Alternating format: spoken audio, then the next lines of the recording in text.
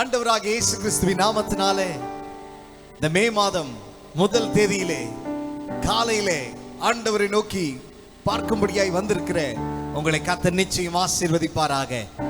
நம் கண்களை மூடி ஜெபிப்போம். பரிசுத்தமும் இரக்கமுள்ள நல்ல பிதாவே, கடந்த 4 மாதங்களாக கர்த்தர் எங்களை பாதுகாத்து இந்த 5வது மாதத்தில் கர்த்தர் எங்களை கொண்டு வந்திருக்கிறதுக்காக நன்றி செலுத்துகிறோம். அப்பா உமக்கு ஸ்தோத்திரம். இந்த நாளிலே கூட உம்மை துதிக்க இருக்கிறோம், உம்முடைய வார்த்தைகளை கேட்க இருக்கிறோம், உமக்கு கொடுக்க இருக்கிறோம். கர்த்தர் நீர் ஒருவரே மகிமைப்படுவீராக, நீர் ஒருவரை அசைவாடுவீராக, நீர் ஒருவர் கிரியை செய்வீராக. ராஜா, தொடர்ந்து ஆரம்பம் முதல் முடிவு வரை நீரே இடைவிடும்படியே நாங்கள் ஜெபிக்கிறோம். இயேசுவின் மூலம் ஜெபிக்கிறோம் நல்ல பிதாவே. ஆமென், ஆமென், ஹல்லேலூயா. Praise the Lord. கர்த்தர் நல்லவர். ஆமென். தொடர்ந்து ஒரு சில பாடல்களை நாம் பாட போகிறோம். நன்றி நிறைந்த இதயத்தோடு நாதன் இயேசுவை பாடிடுவேன். ஆமென். கர்த்தர் 4 மாதங்களாக கர்த்தர் நம்மை பாதுகாத்தார். ஆமென். கர்த்தர் நல்லவர், அவர் கிருபை என்றும் உள்ளது. ஆமென். கர்த்தர் இதுவரைக்கும் அவருடைய கிருபையை கொடுத்து நம்மை பாதுகாத்ததற்காக எல்லாரும் சேர்ந்து இந்த பாடலை சேர்ந்து பாட போகிறோம். நன்றி நிறைந்த இதயத்தோடு நாதன் இயேசுவை பாடிடுவேன். பாடுவோமா? கரங்களை தட்டி நம்முடைய ஆண்டவர் நல்லவர், அவர் வல்லவர், அவர் கிருபை என்றும் உள்ளது என்று சொல்லி சேர்ந்து பாட போகிறோம். ஆமென். நன்றி நிறைந்த இதயத்தோடு நாதன் இயேசுவை பாடிடுவே. நன்றி நிறைந்த இதயத்தோடு நாதன் இயேசுவை பாடிடுவே. நன்றி பலிகள் செலுத்திய நான் வாழ்நாளெல்லாம் உம்மை ஆராதிப்பேன். நன்றி பலிகள் செலுத்திய நான் வாழ்நாளெல்லாம் உம்மை ஆராதிப்பேன். என் இயேசு நல்லவர், என் இயேசு வல்லவர். சொல்லுங்க, என் இயேசு பெரியவர், என் இயேசு பரிசுத்தர், என் இயேசு நல்லவர், என் இயேசு வல்லவர், என் இயேசு பெரியவர், என் இயேசு பரிசுத்தர். நாம் கடந்து வந்த பாதைகள் கரடு முரடா இருந்தாலும் கர்த்தர் உங்களை என்னை தோளில் தூக்கி சுமந்தாரே, அவர் எவ்வளவு நல்லவர். கரங்களை தட்டி சொல்லலாமா? நான் நடந்து வந்த பாதைகள் கரடு முரடானவை, நான் நடந்து வந்த பாதைகள் கரடு முரடானவை. என்னை தோளில் தூக்கி சுமந்த அவர் அன்பை மறப்பேனோ, என்னை தோளில் தூக்கி சுமந்த அவர் அன்பை மறப்பேனோ. என் இயேசு நல்லவர், என் இயேசு வல்லவர், என் இயேசு பெரியவர், என் இயேசு பரிசுத்த. கையை தட்டி என் இயேசு நல்லவர், என் இயேசு வல்லவர், அவன் என் இயேசு பெரியவர், என் இயேசு பரிசுத்தர். என் போக்கிலும் வரத்திலும் என் இயேசுவே பாதுகாப்பு. ஆமென். இந்த மாயமான உலகத்துல, இந்த அழிந்து போற உலகத்துல உங்களுக்கு எனக்கும் பாதுகாப்பு என் ஆண்டவர் ஒருவர் மாத்திரமே. கரங்களை தட்டி சேர்ந்து பாடுங்க. ஆமென்.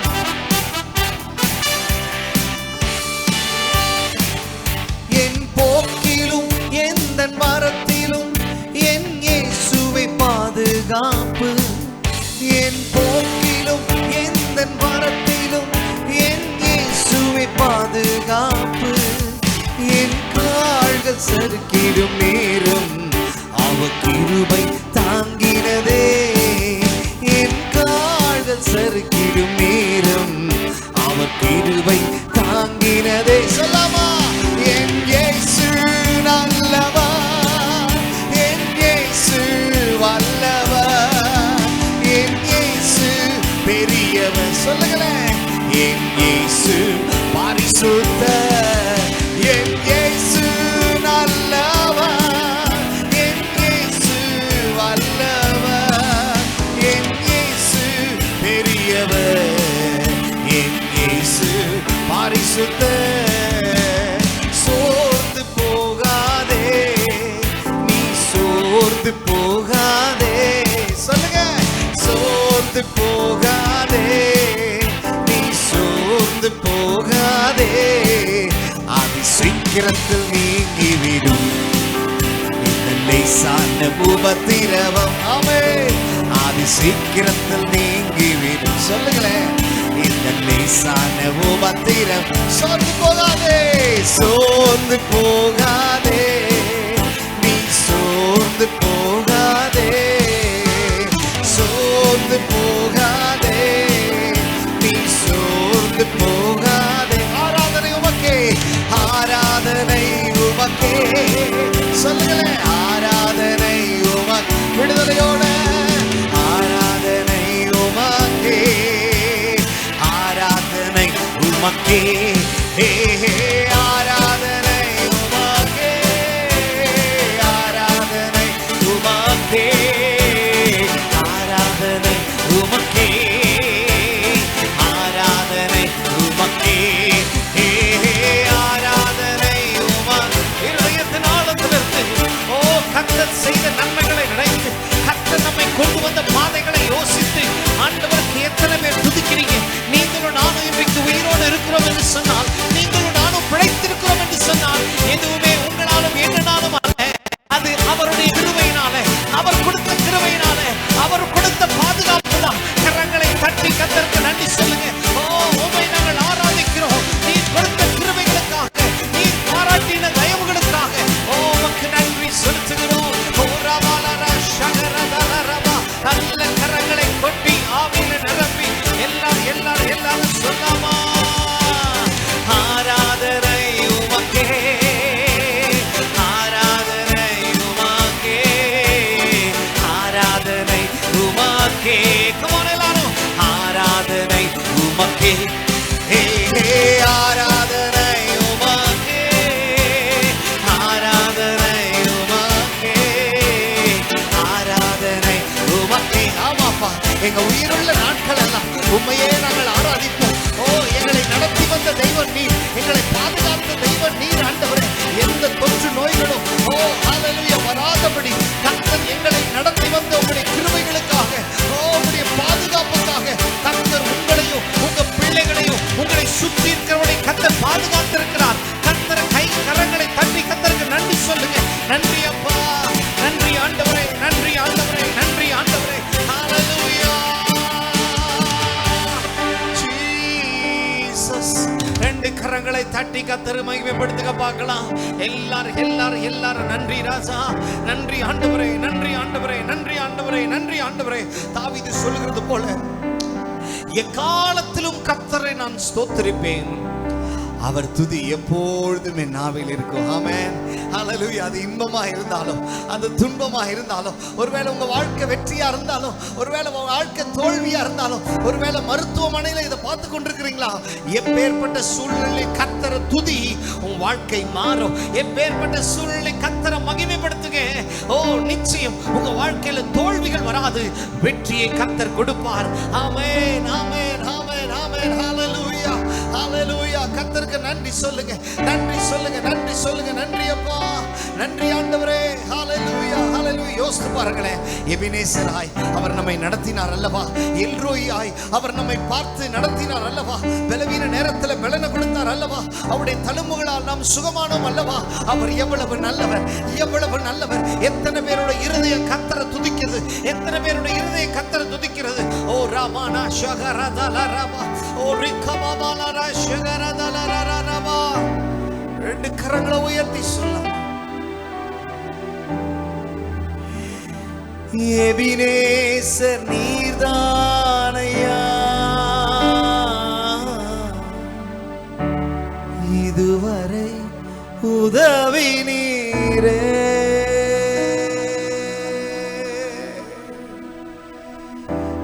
எபினேசர் நீர்தானையா, இதுவரை உதவி நீரே. ரெண்டு கரங்களை உயர்த்தி சொல்லுங்களேன். எல்ரோய், எல்ரோய், என்னையுமே கண்டீரே, எப்படி நான் நன்றி சொல்வே. இந்த உலகத்துல எத்தனையோ பேர் இருந்தாலும் கர்த்தர் உங்களையும் என்னையும் கண்டார் அல்லவா? எத்தனையோ பேர் இந்த உலகத்துல ஒவ்வொரு நாளும் மரித்து போறாங்க. எத்தனையோ ஆயிரக்கணக்கான லட்சக்கணக்கான பேர் இன்னைக்கு ஹாஸ்பிட்டல் இருக்கிறாங்க. எவ்வளவோ இந்த தொற்று நோய்கள் பரவி கொண்டு பலர் அழித்து கொண்டிருக்கிறது. எனக்கு அருமையான சகோதரா சகோதரி, இன்றைக்கு நீயும் நானும் இன்னைக்கு பிழைத்திருக்கிறோம் என்று சொன்னால், இன்றைக்கு நீயும் நானும் கர்த்தரை துதிக்கிறோம் என்று சொன்னால், ஹல்லேலூயா, எதுவுமே நீங்க பாதுகாப்பா இருக்கிறதுனால அல்ல, இல்ல நாம பாதுகாப்பா இருக்கிறதுனால அல்லங்க. அவர் நம்மளை பாதுகாக்கிறதாலதான், அவர் உங்களை என்னை நடத்துகிறதாலதான், அவர் செட்டைகளுக்குள்ளே மறைத்து பாதுகாக்கிறதாலதான், உன்னதமானவருடைய நிழல் உங்களையும் என்னையும் மூடிக்கொண்டிருக்கிறதாலதான் இன்றைக்கும் நாம் பிழைத்திருக்கிறோம். விசுவாசிக்கிறவங்க கரங்களை தட்டி சொல்லுங்க, ஓ ராமானா ஷகரதலரா. ரெண்டு கரங்களை உயர்த்தி சொல்லாமா? எபினேசர் நீர்தானையா, இதுவரை உதவி நீரே. எபினேசர் நீர்தானையா, இதுவரை உதவி நீரே.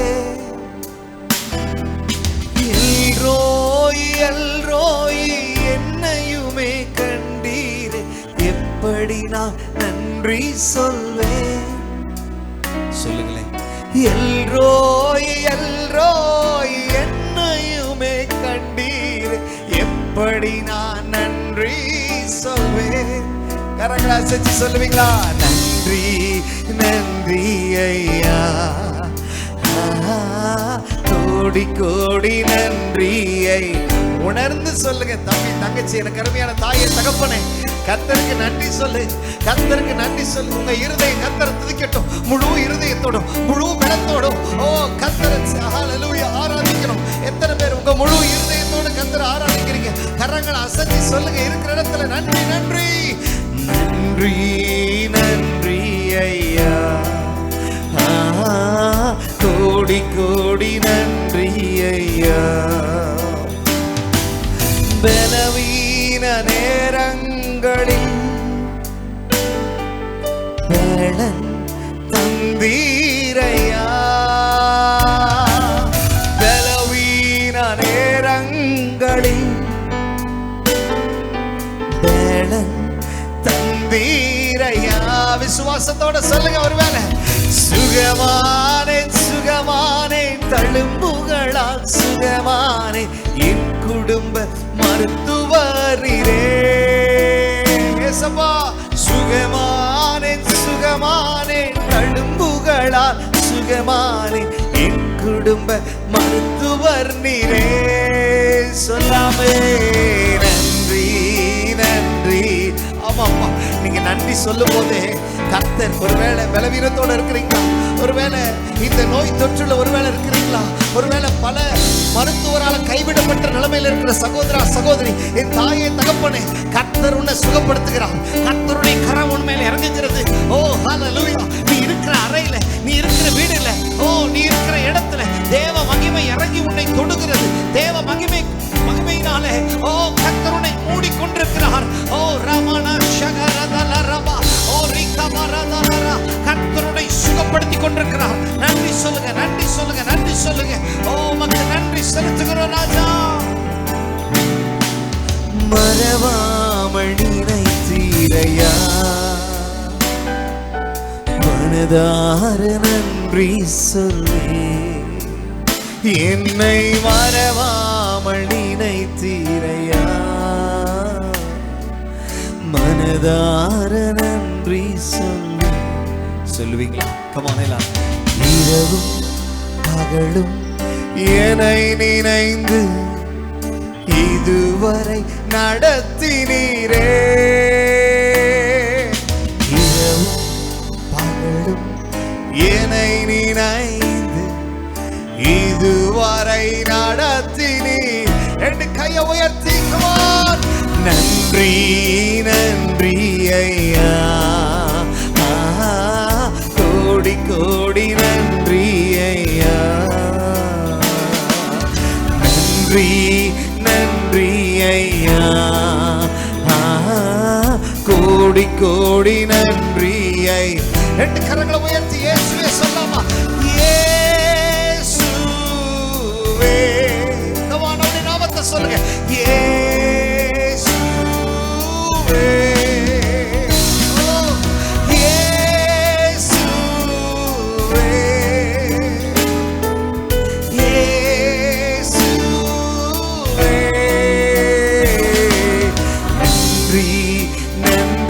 ராஜா அளவில்லா அன்பிற்காக நன்றி நன்றி ராஜா, அளவில்லா அன்பிற்காக. ரெண்டு கரங்களை உயர்த்தி, ஆண்டவரே எங்களை இதுவரைக்கும் நடத்தின கர்த்தர் இந்த புதிய மாதத்துல கூட அவர் உங்களை நடத்த வல்லமையுள்ளவராக இருக்கிறார். ஆமென், ஹல்லேலூயா. என்ன செய்ய போறேன், ஏது செய்ய போறேன், எப்படி நடக்கும், இது நடக்குமா நடக்காதா, என் நிலைமை எப்படி மாறும், என் குடும்ப நிலைமை எப்படி மாறும், என் மனைவி பிள்ளைங்க நிலைமை எப்படி மாறும் என்று சொல்லி கண்ணீரோட பார்த்து கொண்டிருக்கிற சகோதரா சகோதரி, கர்த்தர் சொல்லுகிறார், உன் நிலைமையை நான் மாற்ற போகிறேன், உன் சூழ்நிலையை மாற்ற போகிறேன். ஹல்லேலூயா. இரட்டத்தனையான நன்மையை உனக்கு தரப்போகிறேன். ஓ ரமலரா ஷகரதலரவா. விசுவாசிக்கிறவங்க மட்டும் கரங்களை தட்டி கர்த்தருக்கு நன்றி சொல்லுங்க. கரங்களை தட்டும் போது நீ பெற்றுக் கொள்கிறாய். கரங்களை தட்டும் போது கர்த்தர் உன்னை நிரப்புகிறார், உன்னை ஆசீர்வதிக்கிறார். ஓ ரமலரா ஷகரதலரரா. நன்றி நன்றி ஐயா, கோடி கோடி நன்றி ஐயா. Thank you Jesus. நன்றி இயேசுவே. கர்த்தர் எங்களை மட்டும் முதல் நடத்தியதுக்காக நன்றி செலுத்துகிறோம். எங்களோடு பேசுவீராக, எங்களோடு இடைபடுவீராக. இயேசுவின் மூலம் ஜெபிக்கிறோம் எங்கள் நல்ல பிதாவே, ஆமென்.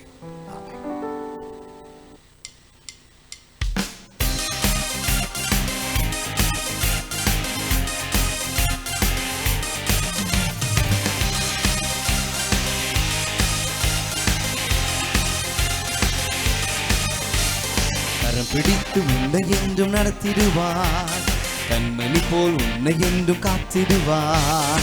கரப்பிடித்து உன்னை என்றும் நடத்திடுவார், கண்மணி போல் உன்னை என்றும் காத்திடுவார். கலங்கிடாதே, திகழ்ந்திடாதே, கர்த்தர் உனக்கு உண்டு, பயந்திடாதே. கலங்கிடாதே, திகழ்ந்திடாதே, கர்த்தர் உனக்கு உண்டு, பயந்திடாதே.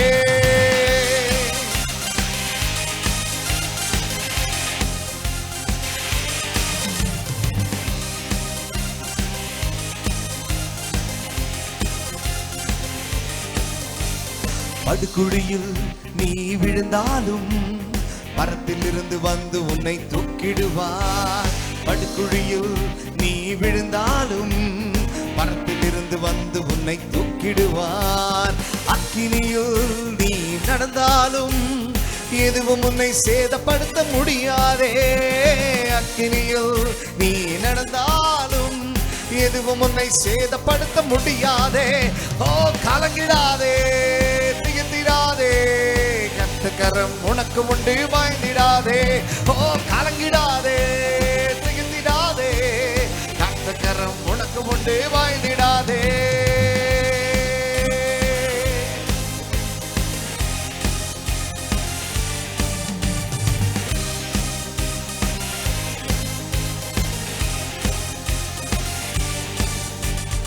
ஆறுகளை நீ கடந்தாலும் அவைகள் என்று உன் மீது புரள்வதில்லை. ஆறுகளை நீ கடந்தாலும் அவைகள் என்று உன் மீது புரள்வதில்லை. காரிருளில் நீ நடந்தாலும் பாதைக்கு வெளிச்சமாக இருப்பாரே. காரிருளில் நீ நடந்தாலும் பாதைக்கு வெளிச்சமாக இருப்பாரே.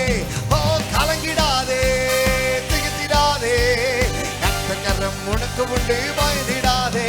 ஓ கலங்கிடாதே, திகழ்ந்திடாதே, கர்த்தர் உனக்கு உண்டு, பயந்திடாதே.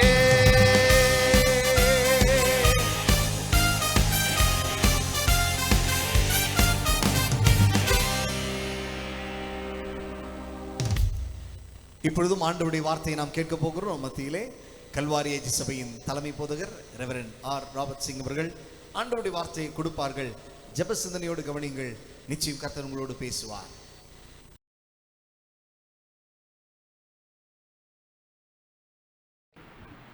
கர்த்தருடைய பரிசுத்த நாமத்திற்கு மகிமை உண்டாவதாக.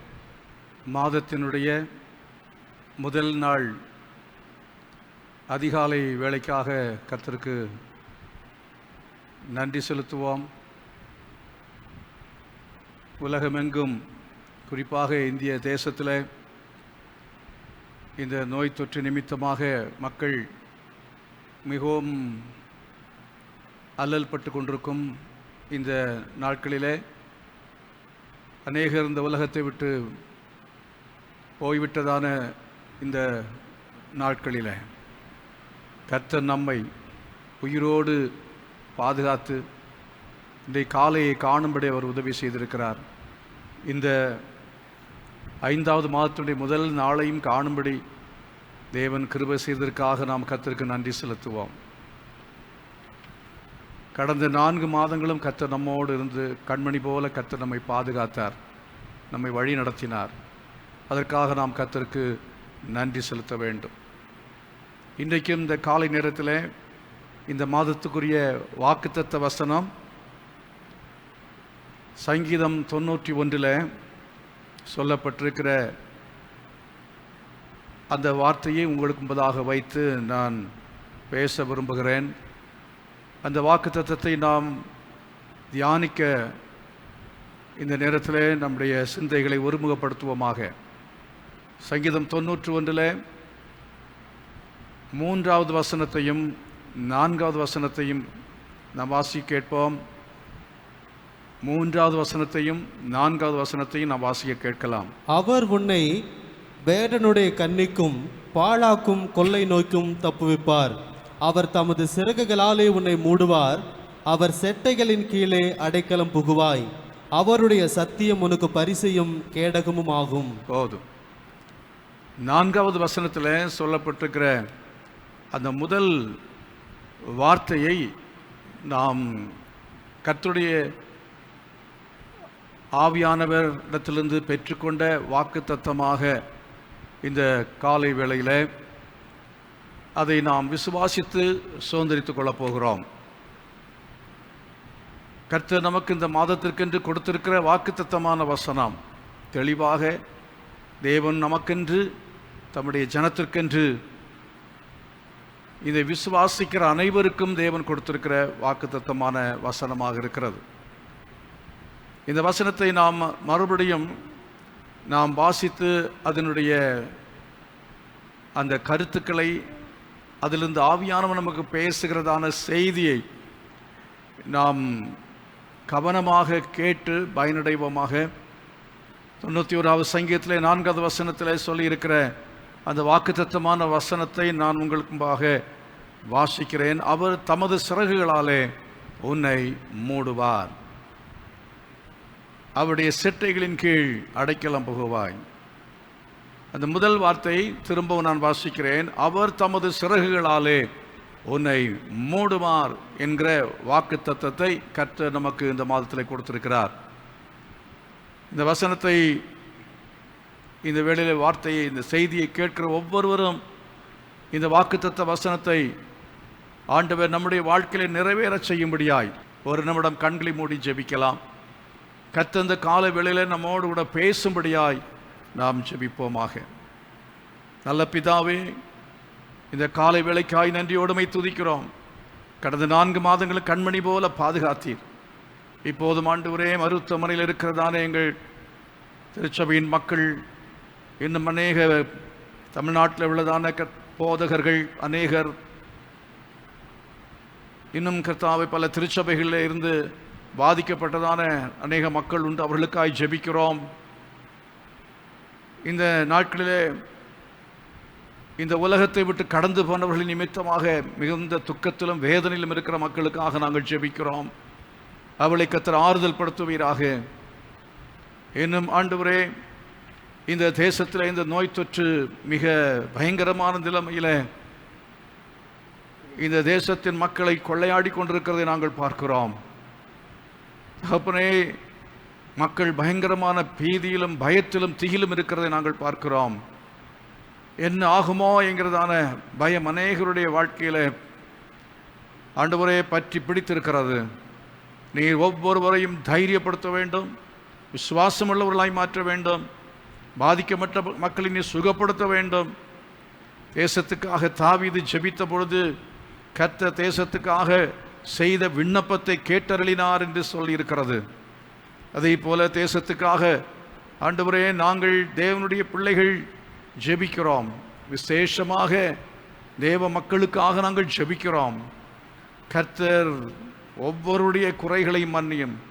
இந்த தேசத்தினுடைய ஆண்டவரே, உலகம் எங்கும் நடைபெறுகிற அநியாயங்கள், அக்கிரமங்கள், இரத்த பழிகள், இவைகளுக்காக நீர் பழி வாங்குகிற ஒரு காலமாக இருக்கிறதோ என்று நாங்கள் இந்த நாட்களிலே சிந்தித்து மனம் திரும்ப வேண்டிய ஒவ்வொருவரும் மனம் திரும்பபடி கிருபை செய்யும். தேசம் மனம் திரும்ப நாங்கள் ஜெபிக்கிறோம். ஆண்டவரே தகப்பனே, நீர் இரக்கம் செய்வதற்கு ஒவ்வொருவரும் தங்களை தாழ்த்தி பொல்லாத வழிகளை விட்டு திரும்பி இந்த தேசத்துக்கு ரட்சிப்பை, சேமத்தை தேடிக்கொள்ள கிருபை செய்ய வேண்டும் என்று ஜெபிக்கிறேன். நம்முடைய கரங்களிலே நாங்கள் தருகிறோம். இந்த வேளையிலே எங்களோடு கூட நீர் பேசும், இடைவிடும். நம்முடைய வசனத்தின் மூலமாய் நீர் பேசுவீராக. இயேசுவின் நாமத்தில் பிதாவே, ஆமேன், ஆமேன். 91ஆம் சங்கீதம் நமக்கு அறிமுகமான சங்கீதம், எல்லாருக்கும் தெரிந்த சங்கீதம். இந்த சங்கீதத்திலே 4வது வசனத்திலே அந்த முதல் பகுதியில் சொல்லப்பட்டிருக்கிற அந்த வாக்குத்தத்தமான அந்த வசனத்தை நாம் ஆராய்ந்து பார்ப்போம் என்று சொன்னால், அவருடைய சிறகுகளாலே, தமது சிறகுகளாலே உன்னை மூடுவார் என்று கர்த்தர் நம்மை பார்த்து, ஒவ்வொருவரையும் பார்த்து அவர் சொல்லுகிறதை பார்க்கிறோம். ஒவ்வொருவரையும் என்று சொல்லும்போது யாருக்கு இவைகள், இந்த வசனத்தை கேட்கிற எல்லாருக்கும் அது சொந்தமாக இருக்க முடியாது. இந்த வசனத்தை வாசிக்கிற எல்லாருக்கும் இது உரிமையாகிவிட முடியாது. இது யாருக்கு இது சொந்தமாகும், யார் இந்த வாக்குத்தத்தத்துக்கு சுதந்திரவாளிகள் என்பதையும், அவருடைய சிறகுகளால் மூடும்போது என்ன நடக்கும் என்பதை குறித்தும் இந்த 91ஆம் சங்கீதத்திலே நாம் தெளிவாக வாசித்து அறிந்து கொள்கிறோம். மேலேயும் கீழேயும் உள்ள வசனங்களிலே நாம் அவர் தம்முடைய சிறகுகளாலே நம்மை மூடும் பொழுது என்ன நடக்குமாம். குறிப்பாக 3வது வசனத்தை நான் உங்களுக்கு வாசிக்கிறேன்.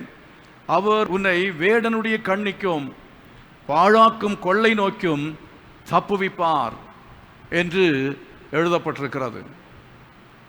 அவர் தம்முடைய சிறகுகளாலே உன்னை மூடும்போது வேடனுடைய கண்ணிக்கும் பாழாக்கும் கொள்ளை நோக்கும் நீ என்ன செய்யப்படுவாய், தப்பு வைக்கப்படுவாய். இன்றைக்கு இந்த தேசத்தை ஆண்டவர் தம்முடைய சிறகுகளால் மூட வேண்டும் என்று சொல்லி விரும்புகிறார். கோழி தன் செட்டைகளை விரித்து சேர்த்து கொள்வதற்காக கூவி அழைப்பது போல இந்த உலகத்தின் மக்களை தேவன் தம்முடைய செட்டையை விரித்து அவர் அடைக்கலமாக புகுந்து விடும்படியாக அழைப்பு கொடுக்கிறார். இந்த வார்த்தையை கேட்டுக்கொண்டிருக்கிற யாரா இருந்தாலும் சரி, இந்த வசனத்தை கவனிக்கிற நீங்கள் யாரா இருந்தாலும், அவருடைய செட்டையை அவர் விரித்து வைத்திருக்கிறார். எப்போதும் அவருடைய செட்டை விரிக்கப்பட்டதாக இருக்கிறது. கோழி பருந்து வரும் பொழுது தன் செட்டைகளை விரித்து தன் குஞ்சுகளை அழைக்கும். கவனித்து தன் தாயண்டையிலே ஓடி வந்து சிறகின் கீழ் தங்களை மறைத்து கொள்கிறதான குஞ்சுகள் ஆகாயத்திலே வட்டமிட்டு பறந்து பட்சிக்க வருகிற அந்த எதிரியாகிய பருந்துக்கு தங்களை காத்துக்கொள்ள முடியும். இல்லை என்றால் அந்த பருந்துக்கு இரையாக வேண்டியது நிச்சயமாக நேரிடும். ஆனபடினாலே குஞ்சுகள் தாயினுடைய சத்தத்தை, அபய குரலை கேட்க வேண்டும். தாய் உணவுக்காக அழைக்கிற சத்தம் உண்டு, தாய்க்கோழி. அதே போல தாய் அபயக்குரல் போடுகிற சத்தம் வேறு. பருந்து வரும் பொழுது, கழுகு வரும் பொழுது அது போடுகிற சத்தம் வித்தியாசமான சத்தம். அந்த குரலை கேட்கும் பொழுது ஆபத்து என்று உணர்ந்து குஞ்சுகள் ஓடி வந்து செட்டைகளுக்குள்ளே மறைந்து கொள்ள வேண்டியது அவசியமாக இருக்கிறது. அருமையானவர்களே, இந்த வசனத்திலே 2 வார்த்தை பதம் உபயோகப்படுத்தப்பட்டிருக்கிறதை நீங்கள் கவனிக்க முடியும். ஒன்று செட்டை, செட்டைகள் என்று சொல்லி இருக்கிறது.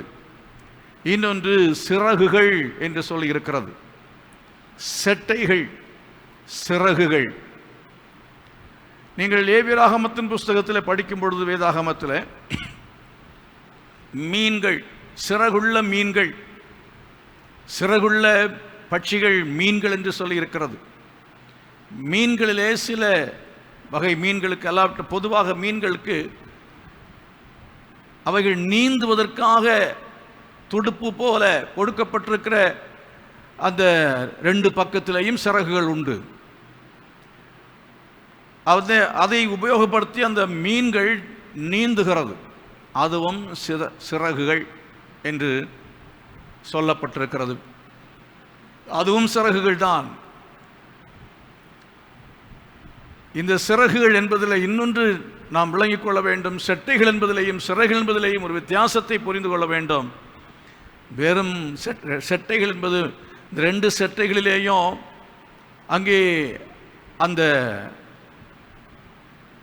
கோழியாக இருந்தாலும் சரி, கழுகாக இருந்தாலும் சரி, பறவைகள் அவைகளுக்கு இருக்கிறதான அந்த செட்டைகளிலே இருக்கிற ஃபெதர் என்று சொல்லுவோமே, அதனாலே தான் என்ன செய்ய முடியும் என்று சொன்னால், தாய்க்கழுகு குஞ்சு கழுகுகளை என்ன செய்ய முடியும்? பயங்கரமான குளிருக்கு காப்பாற்றிக் கொள்ள முடியும். பயங்கரமான குளிர், அதன் மத்தியிலே குஞ்சுகளை காப்பாற்ற வேண்டும் என்று சொன்னால் இந்த செட்டையை அது விரிக்கிறது. அந்த செட்டையை விரித்து அந்த இறகின் எல்லா அந்த தூவல்களையும் அது விரித்து மறைக்கிறது.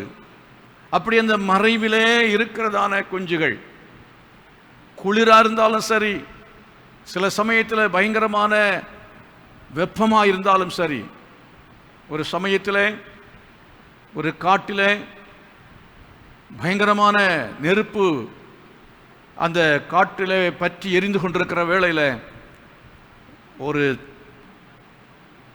தாய்ப்பறவை தன்னுடைய குஞ்சுகளை தன்னுடைய சிறகின் கீழ் மறைத்து வைத்து காப்பாற்றியது. வந்து பார்க்கிற சமயத்திலே தாய் பறவை செத்து போயிருந்தது, குஞ்சுகள் அவைகள் உயிரோடு இருந்தது என்று சொல்லி ஒரு சம்பவத்தை நான் கேள்விப்பட்டேன். தாய் மரித்து போனாலும் அதை பற்றி கவலைப்படாதபடி குஞ்சுகளை பாதுகாக்கிற ஒரு சுபாவம், இந்த சுபாவ அன்பு எப்படி அந்த பறவைகளுக்கு இருக்கிறதோ அதைவிட அதிகமாக ஒருவேளை மனிதனுக்கு இன்றைக்கு சுபாவ அன்பு இல்லாமல் இருக்கலாம். அவன் தேவனை பற்றி அவன் அறிய விரும்பாமல் இருக்கலாம். தேவனுக்கு விரோதமான பொல்லாப்பான காரியங்களை செய்யலாம். ஆனாலும் கர்த்தர் என்ன செய்கிறார் என்றால், வருத்தப்பட்டு பாரம் சுமக்கிறவர்களே, நீங்கள் எல்லாரும் என்னிடத்தில் வாருங்கள், நான் உங்களுக்கு இளைப்பாறுதல் தருவேன் என்று சொல்லி தன்னுடைய செட்டைகளை விரித்து நான் சேர்த்துக் கொள்வேன் என்று அவர் அன்போடு அழைக்கிறதை பார்க்கிறோம். பரிதாபத்தோடு அவர் அழைக்கிறார், மனதுருக்கத்தோடு அவர் அழைக்கிறார். ஏன் கடவுளுக்கு கண் இல்லையா? கடவுளுக்கு நாங்கள் போடுற சத்தம் கேட்கவில்லையா என்று சொல்லி இன்றைக்கு அநேகர் கடவுளை குறை சொல்லுகிறதை நாம் இன்றைக்கு பார்க்க முடியும், கேட்க முடியும். அருமையானவர்களே, உங்களை அழைக்கிற ஒரு தெய்வம் உண்டு, உண்மையான ஒரு தெய்வம், ஜீவனுள்ள தெய்வம், உங்களை காப்பாற்றுகிற தெய்வம், உங்களை ரட்சிக்கிற தெய்வம். அவர் அண்டையிலே வரும்பொழுதுதான் பாதுகாப்பு, அவர் அண்டையிலே வரும்பொழுதுதான் வேடனுடைய கண்ணிக்கும் பாழாக்கும் கொள்ளை நோக்கும் நீங்கள் தப்பு வைக்கப்பட முடியும். அது மாத்திரமல்ல, கீழே சொல்லப்பட்டிருக்கிற இன்னும் அநேக காரியங்கள் இங்கே நம்ம பார்க்கிறோம். அந்த செட்டை கீழே வருகிற சமயத்திலே வேதம் என்ன சொல்கிறது? இரவில் உண்டாகும் பயங்கரத்துக்கும் பகலில் பறக்கும் அம்புக்கும் இருளில் நடமாடும் கொள்ளை நோக்கும் மத்தியானத்தில் பாழாக்கும் சங்காரத்துக்கும் பயப்படாதிருப்பாய். அது மாத்திரமல்ல, உன் பக்கத்தில் 1000 பேரும் உன் வலதுபுறத்திலே 10,000 பேரும் விழுந்தாலும் அது உன்னை அணுகாது. நேகர் நம்முடைய வலப்பக்கமாக, ஒருவேளை நாமக்கல் அதை தாண்டி உள்ள பகுதிகள், சேலம் மாவட்டத்துக்கு வலப்பக்கம் என்று நாம் எடுத்துக்கொள்வோம் என்றால், இடப்பக்கம் என்று சொல்கிற சமயத்தில் இந்த பக்கம் தருமபுரி, அதை தாண்டி உள்ள பகுதிகள் பெங்களூர், அந்த பகுதிகள், இந்த பக்கம் இன்னும் சென்னை போன்ற பகுதிகள், இப்படி பல்வேறு பகுதிகளிலே மாவட்டங்களிலே ஜனங்கள், டெல்லியிலே, பம்பாயிலே, மகாராஷ்டிரா மாநிலத்திலே, யூபியிலே ஜனங்கள் கொத்து கொத்தாக சாகிறார்கள் என்கிற செய்தியை நாம் கேள்விப்படுகிறோம். அவளை எரிப்பதற்காக டோக்கன் கொடுத்து 10 மணி நேரம் 20 மணி நேரம் அந்த பிரேதங்கள் வெளியில் வைக்கப்பட்டுகிறது.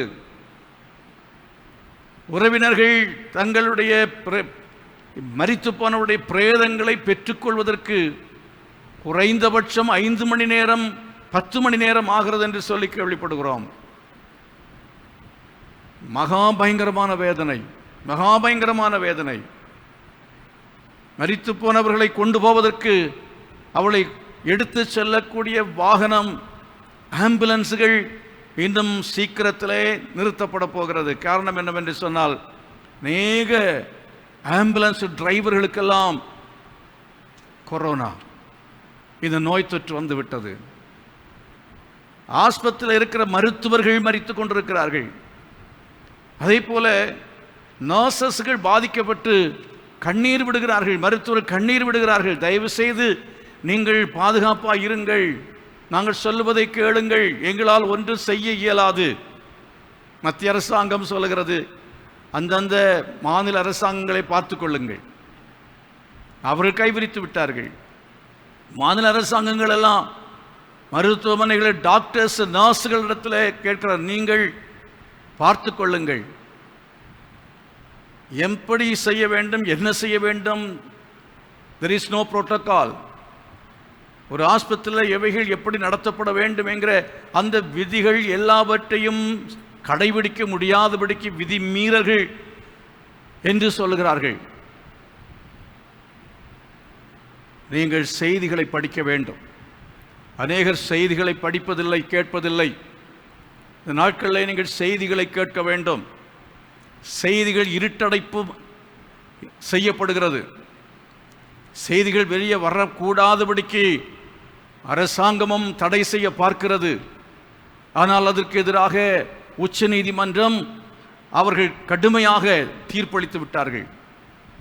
அவ்விதமாக நீங்கள் உண்மையை வெளியே சொல்லுகிறதான போடுகிறதான ஊடகங்களை தடை செய்யக்கூடாது அப்படி என்கிறதை திட்டவட்டமாய் அறிவித்து விட்டார்கள். அப்படி போடுகிறதான ஊடகங்களை சொந்தமானவர்கள் அல்லாவிட்டால் ஊடகத்தை சார்ந்தவர்கள் வாட்ஸ்அப்பில் எப்படிப்பட்ட செய்திகளை பிடித்து போடுகிறவர்களை அரெஸ்ட் பண்ணக்கூடியதான சட்டத்தை சில அரசாங்கம் ஏற்படுத்தி வைத்திருக்கிறது. அதற்கு எதிராக கடுமையாக உச்ச நீதிமன்றம் அவளுக்கு எதிராக கண்டிப்பாய் பேசி இருக்கிறது. அப்படி செய்ய கூடாது என்றும் அனைத்து மாநிலங்களில் உள்ளதான போலீஸ் அதிகாரிகளுக்கு உத்தரவிடப்பட்டிருக்கிறது. எதற்காக இவைகளை எல்லாவற்றையும் சொல்லுகிறேன் என்று சொன்னால், நிலைமை கைமீறி போய்விட்டது என்று சொல்லி அரசாங்கம் சொல்லுகிறது. அப்படி இருக்கும் பொழுது மக்கள் இன்னும் அவர்கள் புத்திசாலிகளாக இல்லை. ஜனங்கள் இன்னும் அந்த கண்ணியிலே போய் அகப்படும் மட்டும், ஒரு கண்ணி இருக்கிறது என்றால் கண்ணியிலே போய் அகப்படும் மட்டும் குருவிக்கு புத்தி வராது. அது ஒரு மிருகமாக இருந்தாலும் மிருகத்துக்கு புத்தி வராது என்கிறது போலதான் இன்றைக்கு அநேக மக்கள், பெரும்பாலுமான மக்கள், அவர்கள் கவனமாக இல்லை, எச்சரிப்பாக இல்லை, விழிப்பாக இல்லை. அருமையானவர்களே, இந்த வசனத்தின்படி சில காரியங்களை சீக்கிரமாய் நான் சொல்லி கடந்து போக விரும்புகிறேன். தொடர்ந்து கர்த்தருக்கு சித்தமானால் அடுத்த செய்திகளிலே நான் விளக்கமாக விவரமாக நான் பேசுகிறேன். இந்த விதமாக சூழ்நிலைகள் இந்தியாவில் மிக மோசமாக இருக்கிறது என்கிற செய்திகளை நாம் கேள்விப்படும் பொழுது நாம் என்ன செய்ய வேண்டும்? இந்தியா காப்பாற்றப்படுவதற்காக இந்தியா என்ன செய்ய வேண்டும்? தேவனுடைய சபையின் மக்கள் என்ன செய்ய வேண்டும்? ஏன் தேவ சபையில் உள்ள மக்களுக்கு பாதிப்பு வருகிறது? ஏன் போதகர்கள் மரித்துக் கொண்டிருக்கிறார்கள்? விசுவாசிகள் ஏன் மரித்துக் கொண்டிருக்கிறார்கள்? காரணம் என்ன? இந்த 91ஆம் சங்கீதம் பொய்யாக போய்விட்டதா? இந்த சங்கீதம் உண்மை இல்லையா? வேத வசனங்கள் பொய்யாய் போயிட்டோம், தேவனுடைய வாக்குத்தத்தம் அது உண்மையற்றதாக இருக்கிறதோ? இல்லை. தேவன் தாம் பண்ண வாக்குத்தத்தத்தில் உண்மை உள்ளவராக இருக்கிறார்.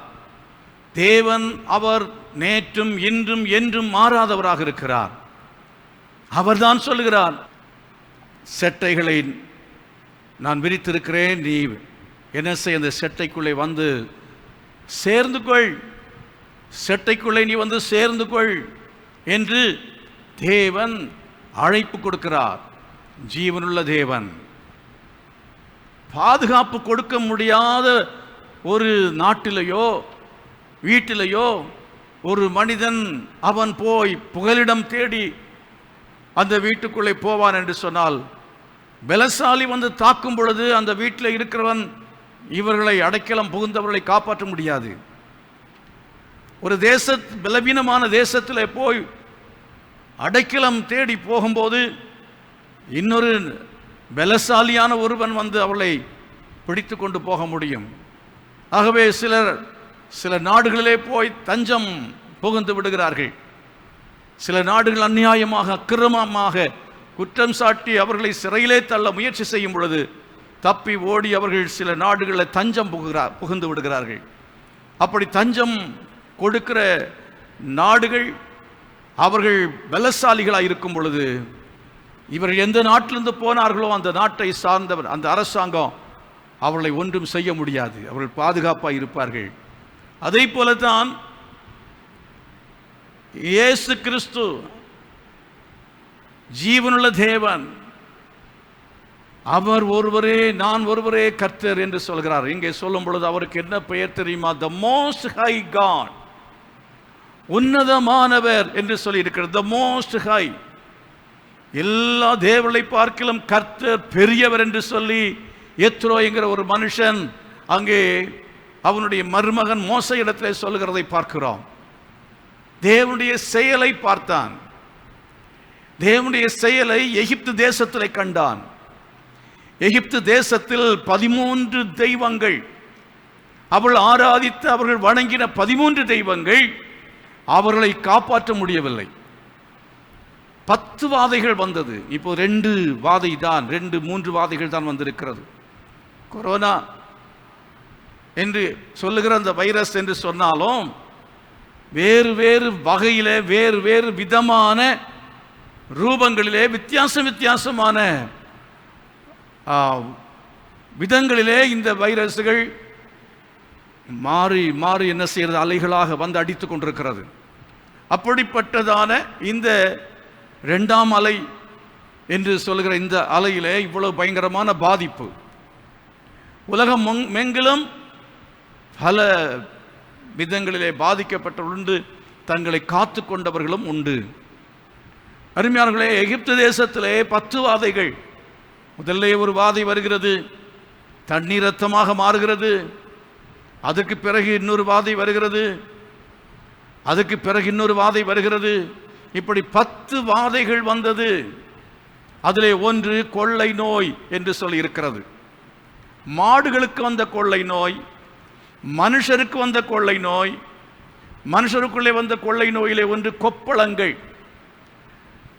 பிளேக், இல்லை என்றால் பேண்டமிக், எபிடமிக், இப்படி பல விதங்களில் இந்த பெயர்கள் இதற்கு சொல்லப்படுகிறது. கொள்ளை நோய் என்றால் நோய் தொற்று, ஒருவருக்கு வருகிறதான நோய் மற்றவர்களுக்கு காற்றிலேயோ தண்ணீரிலேயோ அது பரவி தேசத்தை உலகத்தை பயங்கரமாக பாதித்து விடுகிற ஒரு தொற்று நோய். அதற்கு தான் எபிடமிக் என்று பெயர், அல்லாவிட்டால் கொள்ளை நோய் என்று சொல்லி பெயர். சில கொள்ளை நோய் தண்ணீரிலே பரவுகிறது, அதனுடைய வைரஸ்கள் அது தண்ணீர் மூலமாக பரவுகிறது. காலரா அந்த வகையை சார்ந்தது. அதே போல் அம்மை நோய், எய்ட்ஸ், இப்பொழுது அந்த லங்ஸ் நுரையீரலை பாதிக்கிற சுவாச குழாயை, சுவாச பையை பாதிக்கக்கூடியதான பயங்கரமான நோய் தொற்று, நோய்க்கிருமி.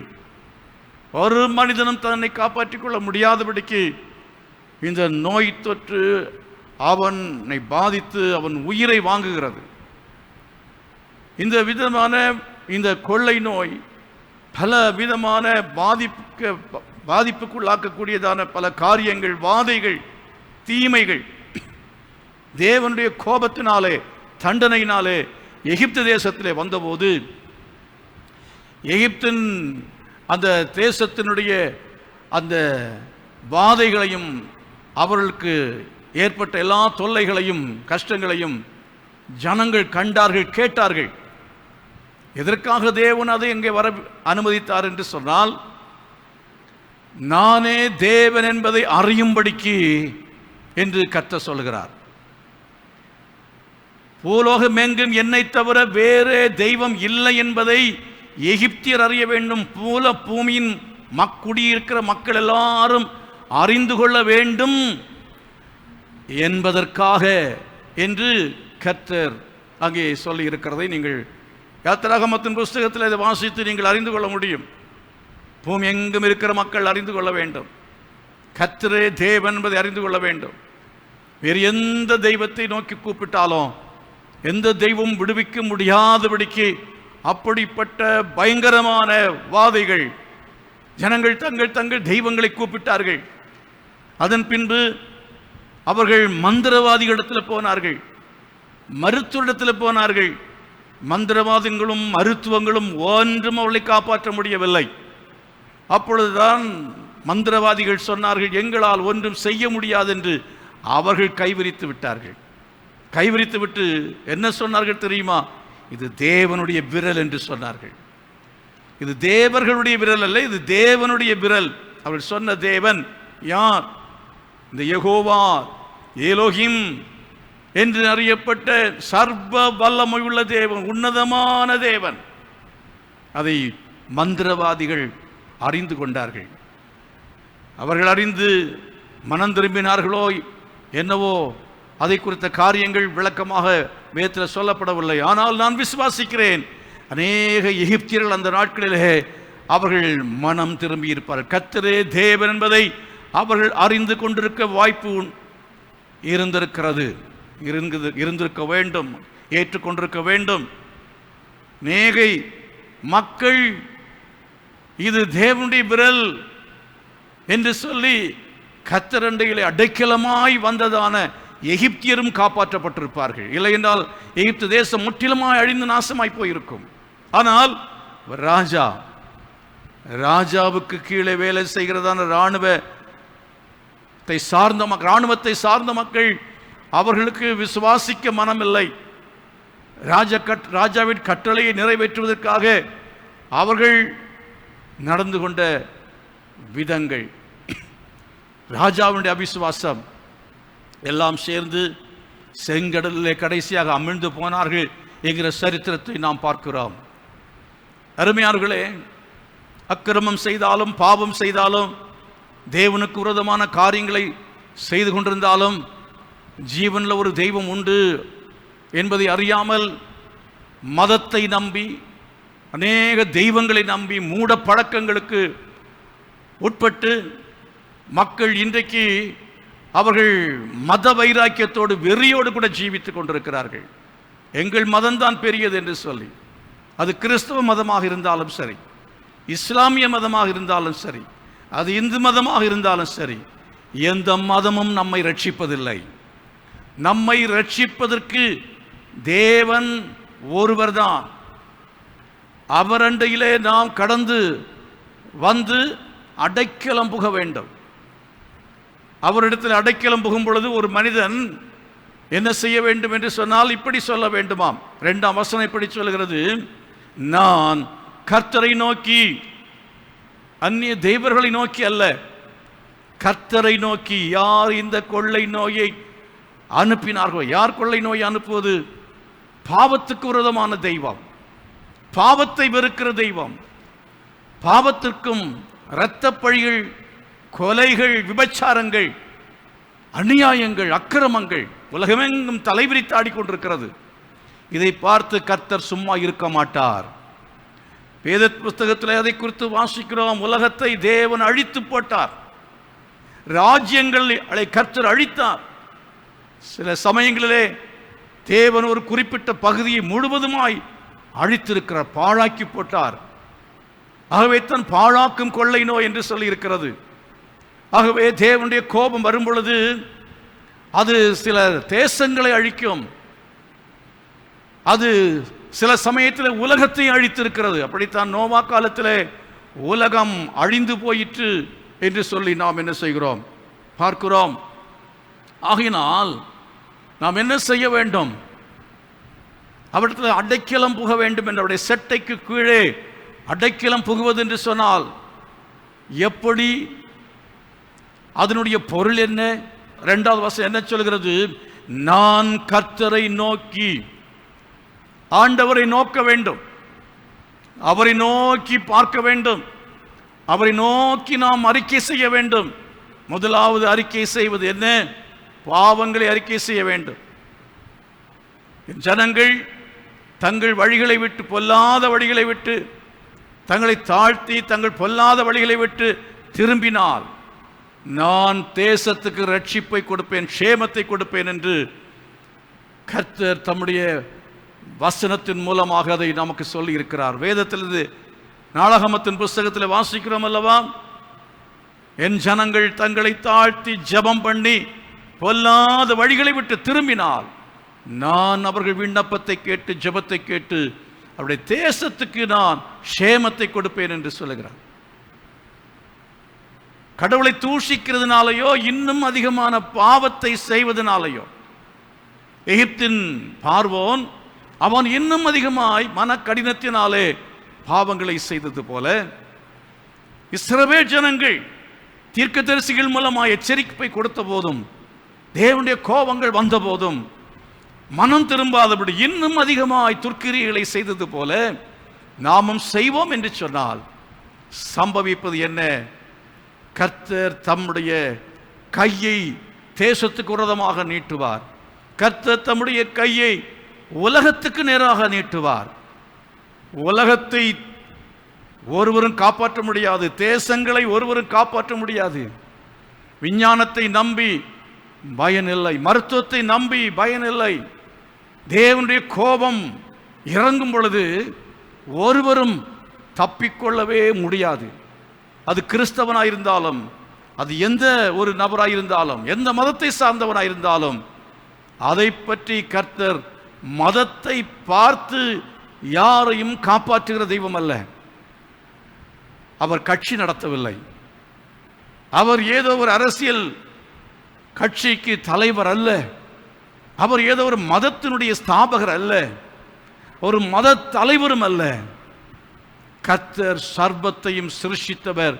அவர் பரிசுத்தர், பரிசுத்தர், பரிசுத்தர் என்று ஓயாமல் போற்றப்படுகிற தேவனாக இருக்கிறபடினாலே அவர் எந்த மதத்தையும் பார்க்க மாட்டார், எந்த சபையை சார்ந்தவர் என்றும் பார்க்க மாட்டார், தலைமுறை தலைமுறையை கிறிஸ்தவன் என்றும் பார்க்க மாட்டார்.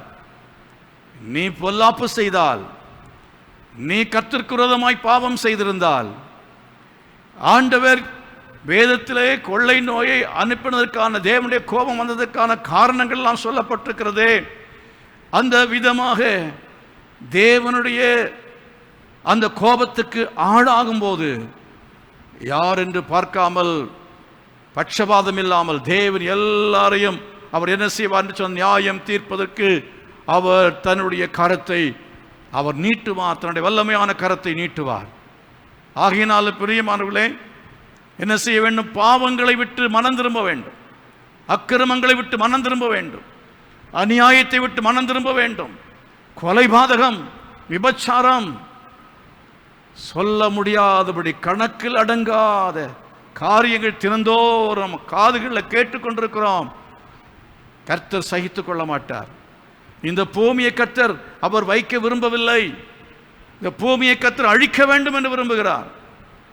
இப்படி ஒரு சந்தர்ப்பத்தில் நான் இப்படி பேசுகிறேன் என்று சொல்லி நீங்கள் யாரும் தவறாக நினைக்க வேண்டாம் என்று கேட்டுக்கொள்கிறேன். ஆறுதலாக பேச வேண்டும். உங்களுக்கு ஆறுதல் என்பது இதுதான். மேற்பூச்சாய் சமாதானம் சமாதானம் என்று கர்த்தர் உங்களை காப்பாற்றுவார், ஆண்டவர் உங்களை காப்பாற்றுவார், வழி நடத்துவார் என்று நான் பொதுவாக பேசி முடித்து விடலாம். உங்களுக்காக நான் கண்ணீரோடு ஜெபிக்கிறேன் என்று சொல்லலாம். இந்த தேசத்துக்காக மனமிருங்கும் என்று சொல்லி ஆண்டவரத்தில் நான் கேட்கலாம். அதை கேட்டுக்கொண்டிருக்கிறோம். ஜெப நேரங்களிலே அப்படித்தான் நாம் நாள் முழுவதும் ஜெபித்துக் கொண்டிருக்கிறோம். தேசத்தை விடுதலை ஆக்கும் என்று சொல்லி நாம் ஜெபித்துக் கொண்டிருக்கிறோம்.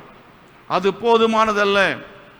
தேசத்துக்காக செய்யப்பட்ட ஜெபத்தை எப்பொழுது தேவன் கேட்டார் என்று சொன்னால், அதற்கான பரிகாரத்தை செய்த பொழுதுதான் கர்த்தர் தேசத்திற்கான ஜெபத்தை கேட்டார்.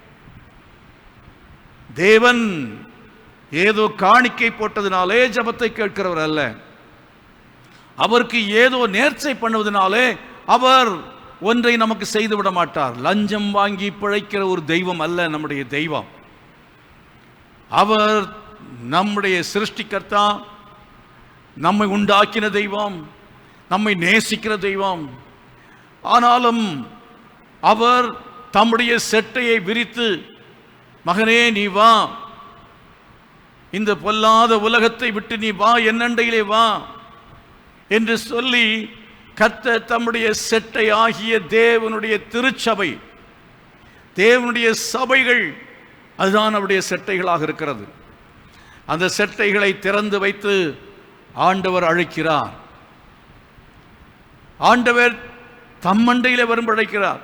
ஏதோ ஆலயத்தில் அழைக்கிறார் என்று சொன்னதுனாலே ஆலயத்திலே போய் நாம் ஏதோ சடங்கு செய்வதை குறித்து நான் சொல்லவில்லை. தேவனுடைய சபைகள், திருச்சபையிலே போய் தேவனுடைய வசனங்களை கேட்டு, சத்தியத்தை கேட்டு மனம் திரும்புகிறதை பற்றி பேசிக் கொண்டிருக்கிறேன். தேவனுடைய சபைக்கு போய் தேவனுடைய வசனங்களை ஒழுங்காக கேட்டு, ஒழுங்காக ஜெபங்களிலே பங்கு பெற்று, ஒழுங்காக உபவாசத்தோடும் கண்ணீரோடும் ஜெபித்து மனம் திரும்பி ஆண்டவருடைய திருவசனங்களை உண்மையாய் கை கொள்ளுகிற, பாவங்களை விட்டு விலகி பரிசுத்தத்துக்கு ஒப்புக் கொடுக்கிற அந்த அனுபவத்திற்காகத்தான் கர்த்தர் சபைகளை ஏற்படுத்தி வைத்திருக்கிறார்.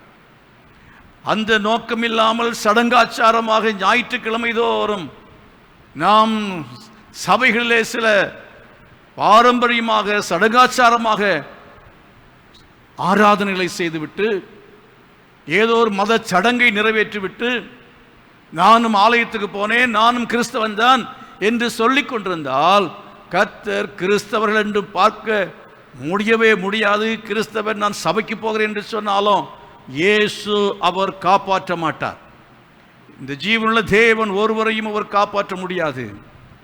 ஆகவே அவருடைய செட்டையை அவர் விரித்து அவர் அன்போடு அழைக்கிறார்.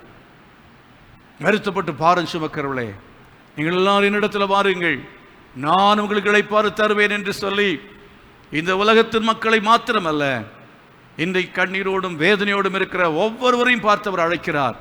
என் சட்டைக்குள்ளே நீ கடந்து வருவாயாக, என் சிறகுகளிலாலே நான் உன்னை மூடுவேன், என் சிறகுகளுக்குள்ளாலே நீ வரும்பொழுது அந்த உன்னதமானவராகிய நான் என் மறைவிடத்திலே உன்னை வைத்து நான் மறைத்துக் கொள்வேன்.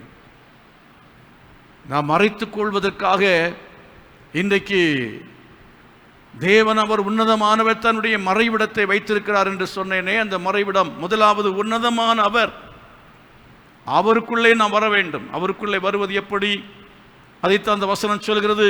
நீர் என் தேவன், நான் கர்த்தரை நோக்கி நீர் என் அடைக்கலம், என் கோட்டை, என் தேவன், நான் நம்பி இருக்கிறவர் என்று சொல்லுவேன். நாம் சொல்ல வேண்டிய நம்முடைய அறிக்கை, நாம் சொல்ல வேண்டிய ஒரு அறிக்கை இருக்கிறது. அந்த அறிக்கை என்னவென்றால், நான் கர்த்தரை நோக்கி நீர் என் அடைக்கலம் என்று சொல்ல வேண்டும். கர்த்தாவே, எங்கேயும் நான் தப்பிக்கொள்ள முடியாது. செய்தியிலே நான் கேள்விப்பட்டேன், பெரிய பணக்காரர்கள் எல்லாரும் தனி விமானங்களை பிடித்து கொண்டு வெளிநாடுகளை தப்பி ஓடிக்கொண்டிருக்கிறார்கள் என்கிற ஒரு செய்தியை நான் கேள்விப்பட்டேன். அநேக பணக்காரர்கள் இந்த நாட்டிலே நாம் இனி இருக்க முடியாது என்று தப்பி ஓடிக்கொள்கிறார்கள். டெல்லியிலிருந்து எப்படியாவது தப்பி சென்னைக்கு வந்து சேர்ந்தால் தப்பிக்கொள்ளலாம் என்று இங்கே வருகிறார்கள். பம்பாயிலிருந்து வேறு எங்கேயாவது போகலாம் ஓடி ஒளிகிறார்கள். ஆனால் எந்த தேசமும் எந்த இடமும் நமக்கு அடைக்கலம் இல்லை. இந்த நோய், கிருமி, இந்த வைரஸ், அதற்கு அதாவது எந்த மதிலையும் போட முடியாது, எந்த கோட்டையும் போட முடியாது, எதையும் செய்ய முடியாது. அது எந்த மனுஷனையும் தாக்கும், எப்படியும் தாக்கும். ஆனால் தாக்காமல் இருப்பதற்காக கொடுக்கப்பட்டிருக்கிறதான சில அரசாங்கத்தின் மூலமான வழிமுறைகள் இருக்கிறதே, அதை கைக்கொள்ளுகிற மக்கள் காப்பாற்றப்படுவார்கள். அது தேவன் கொடுத்திருக்கிற ஒரு அவருடைய அடைக்கலம். அவர் அடைக்கலம், அவரால் கிடைத்த அடைக்கலம் தான் இந்த அடைக்கலமும். முகமூடியை போட்டுக்கொள்ள வேண்டும் என்பது அதுவும் தேவனால் கொடுக்கப்பட்டதான ஒரு ஆலோசனை தான்.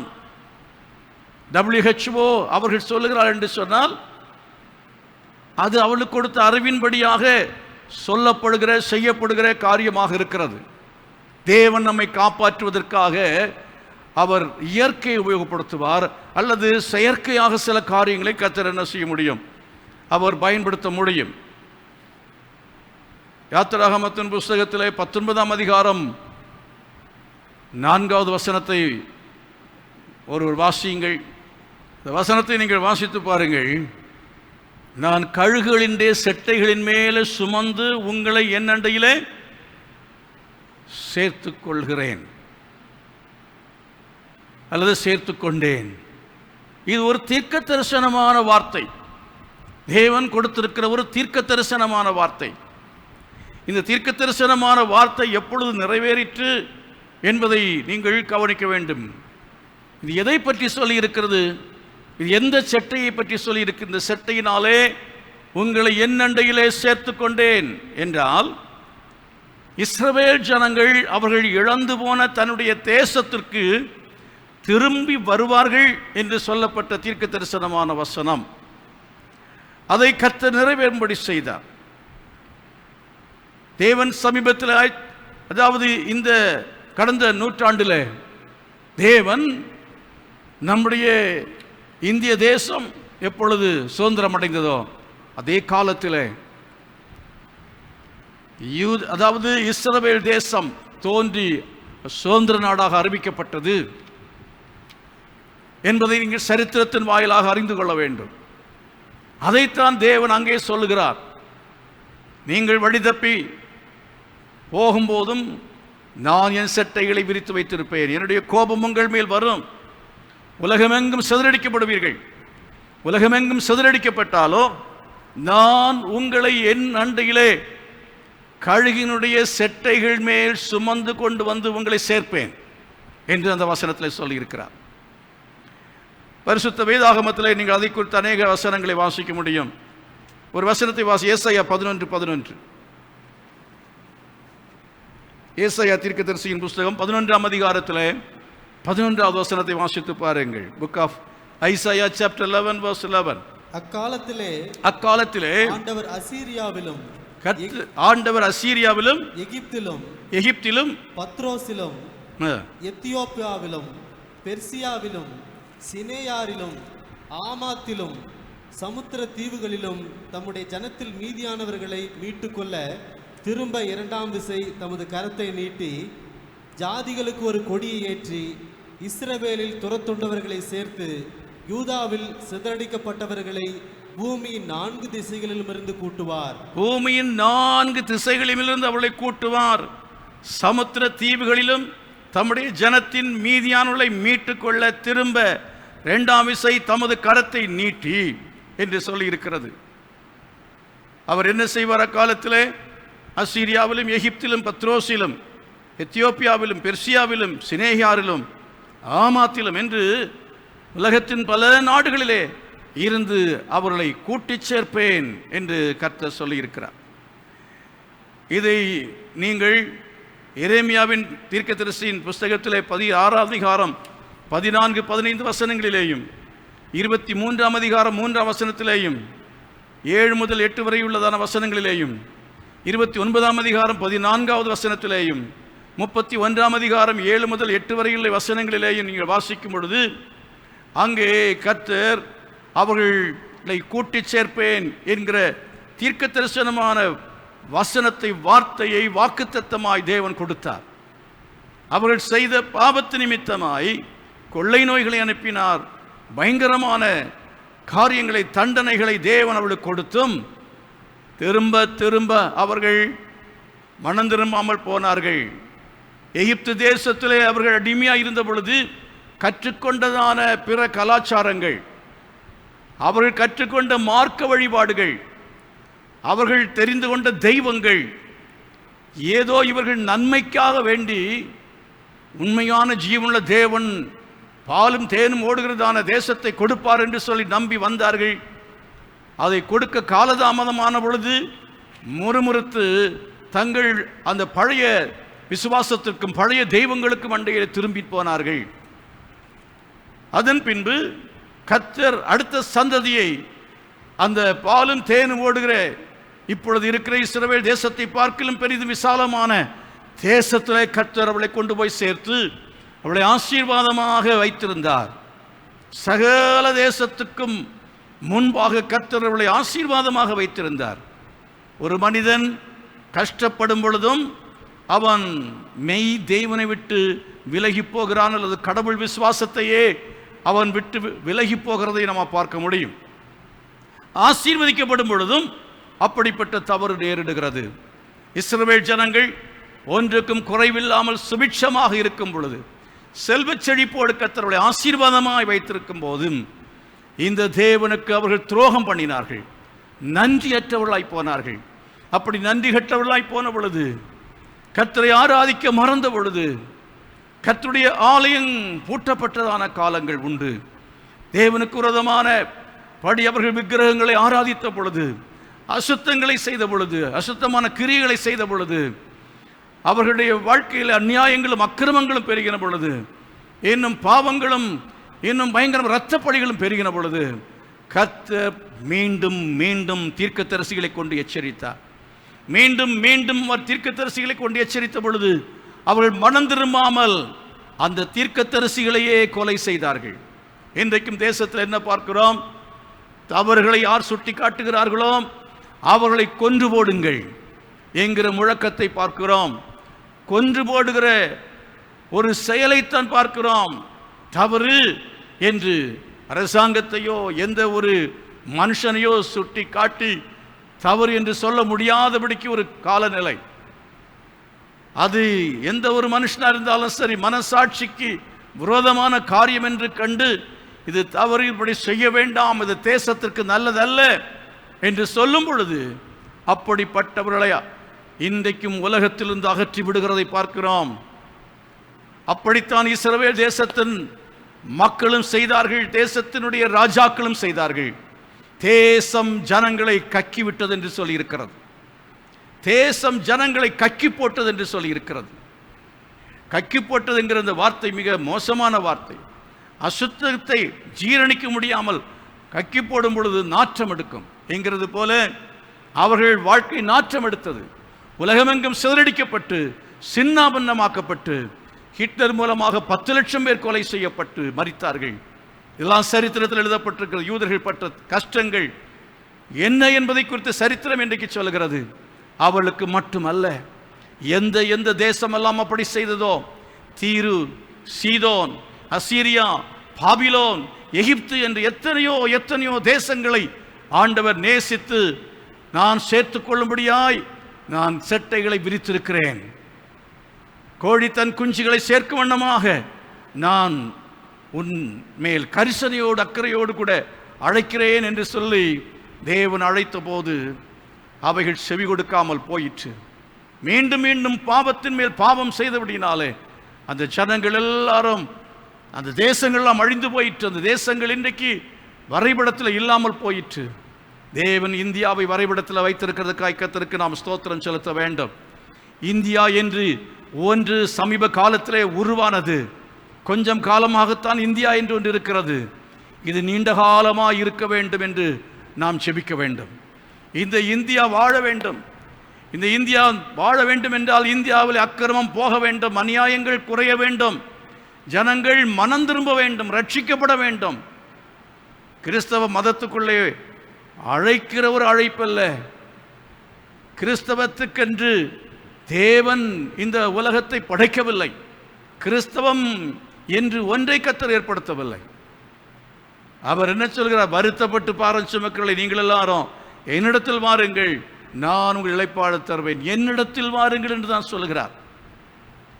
ஜீவனுள்ள தேவன் யார் என்கிறதை அறிந்து கொண்டு பாவத்தை வெறுக்கிற தெய்வம், பரிசுத்தத்தை விரும்புகிற தெய்வம், அநியாயத்துக்கும் அக்கிரமத்துக்கும் எதிராய் பேசுகிற தெய்வம், பாவத்தை மன்னிக்கிற தெய்வம், பாவத்தை மன்னியுங்கள் என்று சொல்கிற தெய்வம், அப்படிப்பட்ட தெய்வம், எல்லா மூட பழக்க வழக்கங்களுக்கும் எதிராக பேசுகிற தெய்வம், அதை விட்டுவிடும்படியாய் சொல்லுகிற தெய்வம், நல் நம்பிக்கை, நித்திய நம்பிக்கையை நமக்கு கொடுக்கிற தெய்வம், மரணத்துக்கு பின்னால் ஒரு வாழ்க்கையை கொடுக்கிற தெய்வம், இந்த உலகத்தோடு கூட நம்முடைய வாழ்க்கை முடிந்து போகாதபடி நித்தியமான வாழ்வை கொடுக்கிற தெய்வம், இந்த உலகத்திலையும் நம்மை ஆசீர்வாதமாக வைக்கிற தெய்வம், நம்மை சமாதானத்தின் பாதையிலே வழிநடத்துகிற தெய்வம், பாவங்களிலிருந்தும் சாபங்களிலிருந்து விடுவிக்கிற தெய்வம். அவர் ஒரே ஒரு தெய்வம்தான். அந்த தெய்வம் யார் என்கிறதை நாம் அறிந்து புரிந்து கொண்டு நீர் என் தேவன் என்று சொல்லி அவரை ஏற்றுக்கொள்ள வேண்டும். நீர் என் தேவன், நீர் என் அடைக்கலம், என் கோட்டை, நான் நம்பி இருக்கிறவர் என்று சொல்லுவேன் என்று சொன்னது போல நாம் சொல்லும் பொழுது ஒருவேளை நாம் அவருக்கு தூரமாய் போயிருக்கலாம், கைவிடப்பட்டிருக்கலாம், எல்லாவற்றையும் இழந்து போயிருக்கலாம், வீட்டை இழந்திருக்கலாம், பொருளை இழந்திருக்கலாம், வேலை இழந்திருக்கலாம். ஆனாலும் நீரன் அடைக்கலாம், நீரன் தேவன், நீரன் கோட்டை, நான் நம்பி இருக்கிறவர் என்று சொல்லி அவர் அண்டையிலே சரணமடைந்தால், அடைக்கலம் புகுந்து விட்டால், அவர் என்ன செய்வார்? கழுகு தன் செட்டையில் மேலே சுமந்து கொண்டு வருகிறது போல உங்களை அவர் எந்த இடத்தில் இருந்தாலும், எவ்வளவு விலகி போயிருந்தாலும், எந்த தாழ்ந்த நிலைமையில் இருந்தாலும், பாதாள பரியந்தம் தாழ்த்தப்பட்டிருந்தாலும், யாரும் உங்களை விடுவிக்க முடியாத சூழ்நிலையில் இருந்தாலும், யாரும் காப்பாற்ற முடியாத நிலைமையில் இருந்தாலும், தேவன் உங்களை அவர் காப்பாற்றுவதற்கு வல்லமுள்ள தேவனாக இருக்கிறார். அதைத்தான் நீங்கள் அந்த யாத்திராகமத்தின் புஸ்தகத்திலே நீங்கள் வாசிக்கிறீர்கள். யாத்திராகமத்திலே 19ஆம் அதிகாரத்தில் 4ஆம் வசனத்தில் அதை வாசித்தீர்கள் அல்லவா? அது எதை காட்டுகிறது? விமானத்தினுடைய செட்டைகளை காட்டுகிறது. தமது செட்டைகள் என்று சொல்வது அவர் ஏற்படுத்தினதான விமானத்தினுடைய செட்டைகளாக இருக்கிறது. தன்னுடைய ஜனங்களை தன்னுடைய தேசத்தில் சேர்த்து கொள்ளும்படியாக அவர் விமானங்களை என்ன செய்தார் என்றால், உலகமெங்கும் கர்த்தர் அனுப்பி ஜனங்களை தம்மண்டையிலே அவர் சேர்த்து கொண்டார் என்பதை நாம் பரிசுத்த வேதத்தின் மூலமாய் அறிந்து கொள்ள முடியும். ஏசாயா தீர்க்கதரிசியின் புஸ்தகம் 60ஆம் அதிகாரம் 8வது வசனம், The book of Isaiah chapter 60 verse 8. ஏசாயா 60:8 வாசித்து பாருங்கள். வாசிக்கலாம். மேகத்தை போலவும் தங்கள் பலகணி துவாரங்களுக்கு தீவிரிக்கிற புறாக்களைப் போலவும் பறந்து வருகிற இவர்கள் யார்? புறாக்களைப் போல பறந்து வருகிற இவர்கள் யார் என்று சொல்லி இருக்கிறது. எசேக்கியேல் தீர்க்கதரிசியின் புஸ்தகத்திலே 3ஆம் அதிகாரத்திலே வாசித்து பாருங்கள். 12ஆம் வசனத்திலே எவ்விதமாய் வாசிக்கிறீர்கள்? The book of Ezekiel chapter 3, 3ஆம் அதிகாரத்திலே நீங்கள் வாசிக்கும் பொழுது அங்கே வாசிக்கிறீர்கள். என்ன வாசிக்கிறீர்கள்? 13ஆம் வசனத்தில் வாசித்து பாருங்கள். ஒன்றோடொன்று இணைந்திருக்கிற ஜீவன்களுடைய செட்டைகளின் இரைச்சலையும் அதற்கெதிரே ஓடிய சக்கரங்களின் இரைச்சலையும் மகா சத்தத்தின் இரைச்சலையும் கேட்டேன் என்று சொல்லி இருக்கிறது. வேதத்திலே உருவகமாக பல அர்த்தங்களிலே பல வசனங்கள் சொல்லப்பட்டிருக்கிறது. அதன் இடையிலே தீர்க்க தரிசனமாகவும் அநேகம் வார்த்தைகள் உண்டு.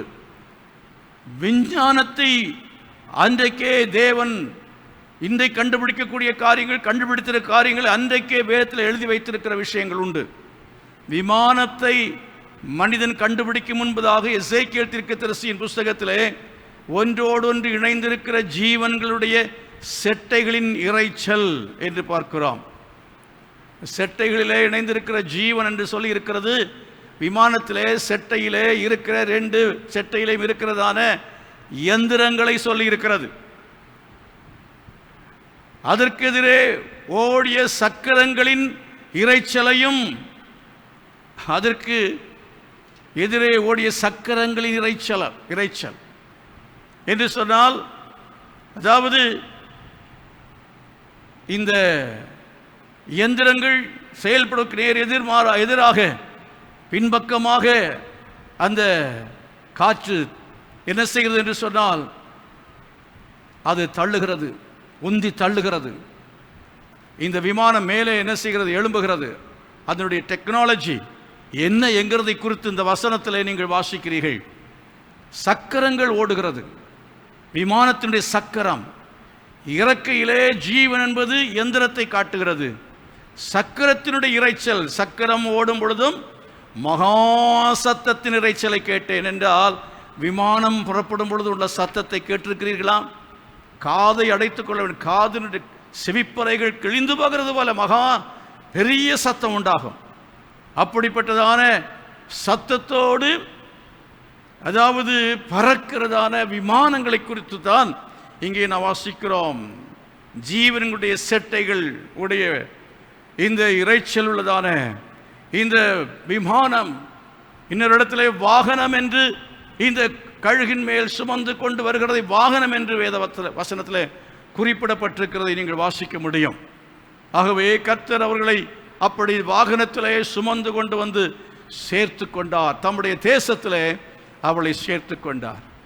அருமையார்களே, இன்றைக்கும் தேவன் விஞ்ஞானபூர்வமாகவும் மருத்துவ ரீதியாகவும் கண்டுபிடிக்கப்பட்ட கண்டுபிடிப்புகளை நாம் பயன்படுத்தும் போது கூட அவைகளின் மூலமாகவும் நம்மை காப்பாற்றுவதற்கு நமக்கு அவர் சுகம் தர முடியும், நம்மை காப்பாற்ற முடியும்.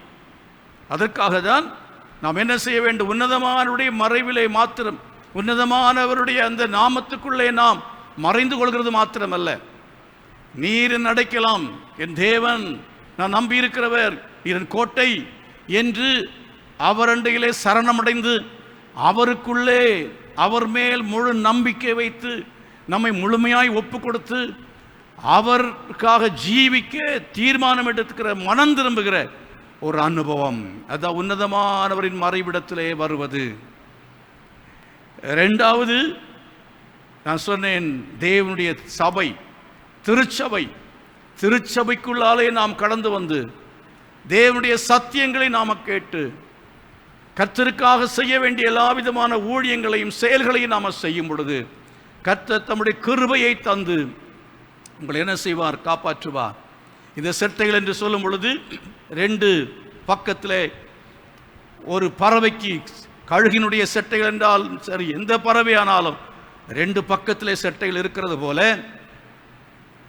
தேவன் கிருபையும் இரக்கத்தையும் செட்டைகளாக வைத்திருக்கிறார். அந்த செட்டையின் கீழே நாம் அடைக்கலம் புக வேண்டும் என்று சொல்லி விரும்புகிறார். அவருடைய கிருபை ஒரு பக்கம், அவருடைய இரக்கம் இன்னொரு பக்கம். அந்த 2 கிருபையும் இரக்கத்தையும் உடையவராக என்ன செய்கிறார் என்றால், அவர் தன்னுடைய செட்டையை விரிக்கிறார். கிருபையின் செட்டையை விரிக்கிறார், இரக்கத்தின் செட்டையை விரிக்கிறார். விரித்து அதிலே நம்மை புகலிடமாக புகுந்து அடைக்கலம் பெற்றுக்கொள்ளும்படியாக அவர் நம்மை அழைத்து கொண்டிருக்கிறார். அருமையான தேவனுடைய பிள்ளைகளே, அன்றைக்கு உலகம் அழிய போகிற சமயத்தில் அந்த நோவாவுக்கு கர்த்தருடைய கண்களில் கிருபை கிடைத்தது. ஏன் கிடைத்தது? அன்றைக்கு இருந்த ஆட்களை விட இவன் உத்தமனாயிருப்பதற்காக முயற்சி செய்தான். அவன் எவ்வளவு தேவனோடு சஞ்சரிக்க முடியுமோ, எவ்வளவு ஜெபிக்க முடியுமோ அவ்வளவாய் ஜெபிக்க, தேவனோடு சஞ்சரிப்பதற்காக முயற்சி செய்தான். அவன் அந்த காலத்தில் வாழ்ந்தவர்களை பார்க்கல உத்தமனும் சன்மார்க்கனும் தேவனுக்கு பயந்து அவன் நடக்கிற ஒரு மனுஷனாக, தேவனோடு சஞ்சரிக்கிற மனுஷனாக இருந்த பொழுது அவனுக்கு கர்த்தர் அந்த கிருபையை கொடுத்தது போல தாவீது சொல்கிறான், கிருபையும் இரக்கத்தையும் கர்த்தர் தாவீது கொடுத்தார் என்று வேதம் சொல்கிறது. அவ்விதமாக கிருபையும் இரக்கத்தையும் பெற்றுக்கொண்ட தேவனுடைய பிள்ளைகள் எப்படி கிருபை இரக்கத்தையும் பெற்றுக்கொண்டார்கள் என்று சொல்லி நாம் என்ன செய்ய போகிறோம்? தொடர்ந்து அடுத்த செய்தியில் நாம் பார்க்க போகிறோம். அருமையார்களே, அதை பார்க்கும் முன்பதாக இந்த செய்தியினுடைய இறுதியாக நான் சொல்லி முடிக்க போகிற விஷயம் என்னவென்று சொன்னால், நீங்கள் அவ்விதமான அந்த கிருபையும் இரக்கத்தையும் பெற வேண்டும் என்றால் உன்னதமானவர் நமக்கு வைத்திருக்கிற அந்த செட்டை தேவனுடைய சபைதான் என்பதை உங்களுக்கு உறுதிப்படுத்தி, தேவனுடைய சபையின் ஐக்கியம், ஜெப ஐக்கியம், ஆங்காங்கே விசுவாசிகள் தேவ பிள்ளைகள் இன்றைக்கு கூடி ஆன்லைன் மூலமாக சபைகள் திறக்க முடியாவிட்டாலும் ஆன்லைன் மூலமாக ஜெபித்துக் கொண்டிருக்கிற தேவனுடைய பிள்ளைகளை கர்த்தர் காப்பாற்றுவார். அந்த செட்டைகள் தேவனுடைய பிள்ளைகள் மேலே விரிக்கப்படுகிறது. கிருபை உள்ளவராக, இரக்கமுள்ளவராக தேவன் இறங்கி தேவ ஜனத்தை காப்பாற்றுவார். தேவனுடைய சபைகள் மூலமாக நடைபெறுகிற ஜெபங்களுக்குள்ளாலே ஜெபங்களை நீங்கள் இணைத்து கொண்டு யாராக இருந்தாலும் சரி, தொலைபேசியின் மூலமாக நீங்கள் கூப்பிட்டு ஜெபம் பண்ணுங்கள், ஜெபத்தில் இணையுங்கள், இணைந்து கர்த்தரை நோக்கி விண்ணப்பம் பண்ணுங்கள், ஜெபியுங்கள், உங்களை தாழ்த்துங்கள், மன்றாடுங்கள், அழுங்கள், கதறுங்கள், புலம்புங்கள். கர்த்தர் நிச்சயமாய் அவருடைய கிருபையினால் இறங்குவார். 103ஆம் சங்கீதத்தில் அதைத்தான் நாம் பார்க்கிறோம். அவர் நம்முடைய பாவங்களை நம்மை விட்டு விலக்கினார். தகப்பன் தன் பிள்ளைக்கு இறங்குகிறது போல கர்த்தர் தமக்கு பயந்தவர்களுக்கு இறங்குகிறார் என்று சொல்லி இருக்கிறது. இன்னும் பயப்படாமல் துணிகரமாக கர்த்தருக்கு விரோதமாய் செயல்பட்டு கொண்டிருக்கிற யாராயிருந்தாலும் தப்பிக்கொள்ள முடியாது. கர்த்தருக்கு பயந்து என்ன செய்ய வேண்டும்? அவர் அண்டையிலே வந்து புகலிடமாக புகுந்து கொள்ள வேண்டும். ஜெபம் பண்ணுவதற்கு உங்களை ஒப்புக் கொடுங்கள். வேலை வேலை என்று ஓடிக்கொண்டிருக்க வேண்டாம். வீட்டில் இருந்தாலும் சும்மா சினிமாவை பார்த்து கொண்டிருக்க வேண்டாம். ஜெப இணைப்புக்குள்ளே கடந்து வாருங்கள், செபியுங்கள். காலையிலே 4 மணியிலிருந்து 7 மணி வரையிலேயும் ஜெபம் நடக்கிறது. நீங்கள் ஸ்கிரீனில் அவைகளை பார்க்கலாம். எப்படி இணைக்கப்பட வேண்டும் என்கிற காரியங்களை நீங்கள் தெரிந்து கொள்ளலாம். அதே போல மத்தியானத்தில் 10:30 முதல் 12:30 வரையிலேயும் ஜெபம் நடக்கிறது. அதில் நீங்கள் உங்களை இணைத்துக் கொள்ளலாம். இரவில் 7 மணி முதல் 8 மணி வரையிலும் நடைபெறுகிறது. அதில் நீங்கள் உங்களை இணைத்துக் கொள்ளலாம். எப்படியாவது நீங்கள் தேவனுடைய அந்த கூடாரத்தின் மறைவிலே உங்களை ஒழித்துக் கொள்ள வேண்டும். அதைத்தான் 27வது சங்கீதத்திலே வாசிக்கிறீர்கள். 27வது சங்கீதத்திலே 5வது வசனம், தீங்கு நாளில் அவர் என்னை தம்முடைய கூடாரத்தில் மறைத்து என்னை தமது கூடார மறைவிலே ஒளித்து வைத்து என்னை கன்மலையின் மேல் அவர் உயர்த்துவார். கூடாரத்தில் மறைத்து என்னை தமது கூடார மறைவிலே ஒளித்து என்றால் இன் ஹிஸ் டாபர்னாக்கிள், அப்படி ஆசரிப்பு கூடாரம் என்று சொல்லி இருக்கிறது. ஏதோ சபை கட்டிடத்துக்குள்ளே வந்து ஒளிந்து கொள்வதை அல்ல இந்த வசனம் சொல்கிறது. ஆராதனையின் அனுபவம், ஜெப அனுபவம், கிருபை, தேவ பிரசன்னத்துக்குள் மறைந்து கொள்வது, தேவ மகிமைக்குள்ளே மறைந்து கொள்வது, அதைத்தான் இங்கே கூடாரம் என்று சொல்லி இருக்கிறது. அதைத்தான் இங்கே கூடாரம் என்று நாம் வாசிக்கிறோம். அருமையானவர்களே, அவ்விதமாய் நீங்கள் கூடார மறைவிலே ஒளிந்து கொள்ளும் பொழுது கர்த்தர் உங்களை காப்பாற்றுவார். இங்கே இந்த விமானத்தின் மூலமாக எப்படி இஸ்ரவேல் ஜனங்கள் சேர்க்கப்பட்டார்களோ, காக்கப்பட்டார்களோ, அந்த பல தேசங்களிலிருந்து காக்கப்பட்டு தன்னுடைய சொந்த தேசத்துக்கு திரும்பி வந்தார்களோ, அவர் இழந்து போனது திருப்பி எப்படி பெற்றுக்கொண்டார்களோ, அதே போல நீங்களும் பெற்றுக்கொள்ள முடியும். கர்த்தர் உங்களை சேர்த்துக்கொள்வார். ஆண்டவர் இவ்விதமாக தன்னுடைய சிறகை விரித்து வைத்திருக்கிறார். அடைக்கலமாய் அவர் இருக்கிறார். உன்னதமானவரின் மறைவிலே நீங்கள் வந்து சேரும்படியாய் அவர் அழைக்கிறார். அது மாத்திரமல்ல, அவருடைய கூடாரம், அவருடைய கூடாரத்தின் மறைவிலே வர வேண்டும். அவருடைய கூடாரம் என்ன என்பதை குறித்து நாம் தொடர்ந்து பார்க்க போகிறோம். இந்த செட்டை என்ன என்பதை குறித்து தொடர்ந்து நம்ம பார்க்க போகிறோம் அடுத்த செய்தியிலே. ஆனால் இப்பொழுது கடைசியை சொல்லுகிற காரியம், எப்படி விமானம் பயன்பட்டதோ அப்படியே இந்த கொள்ளை நோயில் உங்களை தப்பிக்கொள்வதற்காக இன்னொரு மறைவிடத்தை கூட கர்த்தர் தான் நமக்கு அளித்திருக்கிறார் என்கிறதை விசுவாசித்து, எந்த கிறிஸ்தவனானாலும் எந்த ஒரு மதமானாலும் மதத்தை சார்ந்தவனானாலும் இந்த முகமூடியை போட்டுக்கொள்வது என்கிறதும் இந்த சோசியல் டிஸ்டன்சிங் என்கிற இந்த காரியங்கள் எல்லாமே தேவனால் கொடுக்கப்பட்டது தான் என்பதை இன்றைக்கு நான் உங்களுக்கு சொல்லிக் கொள்கிறேன். ஏதோ அரசாங்கம் சொல்லுகிறார்கள், நான் கீழ்ப்படிய மாட்டேன், எனக்கு விசுவாசம் இருக்கிறது என்று சொல்லுகிற அப்படிப்பட்டதான ஆட்கள், எனக்கு விசுவாசம் இருக்கிற இந்த விமானத்தை நம்ப மாட்டேன், நான் கடல் வழித்தான் பிரயாணம் பண்ண போகிறேன், படகிலே தான் நான் பிரயாணம் பண்ண போகிறேன் என்று சொன்னார். அந்த நாட்களில் படகின் மூலமாய் பிரயாணம் பண்ணி அநேக யூதர்கள் மரித்து போனார்கள். கொஞ்சம் பேர் போய் பல இடங்களில் சேர்ந்தார்கள்.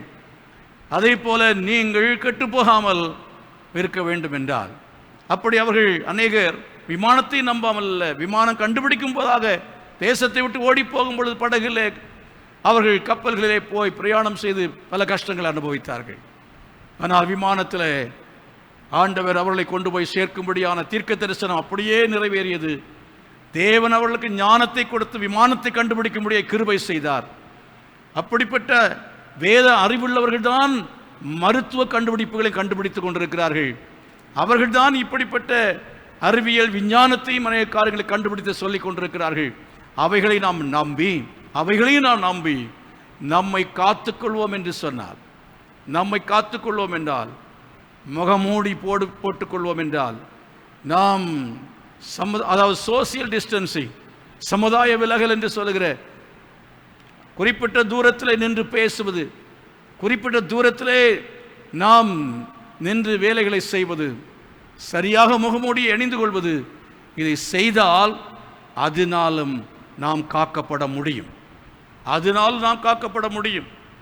ஒருவேளை நீங்கள் செபிக்கலாம், மற்ற எல்லா காரியங்களையும் செய்யலாம், பாவத்தை அறிக்கை செய்யலாம், ஆனால் இதையும் நீங்கள் செய்ய வேண்டும், அதையும் நீங்கள் செய்ய வேண்டும். நான் இயேசுவை ஏற்றுக்கொள்கிறேன், பாவங்களை எல்லாவற்றையும் நான் அறிக்கை செய்கிறேன், நான் அவர் வழியில் நடக்க என்னை ஒப்புக் கொடுக்கிறேன் என்று சொல்லிவிட்டு நீங்கள் உங்கள் மனம் போல வாழக்கூடாது.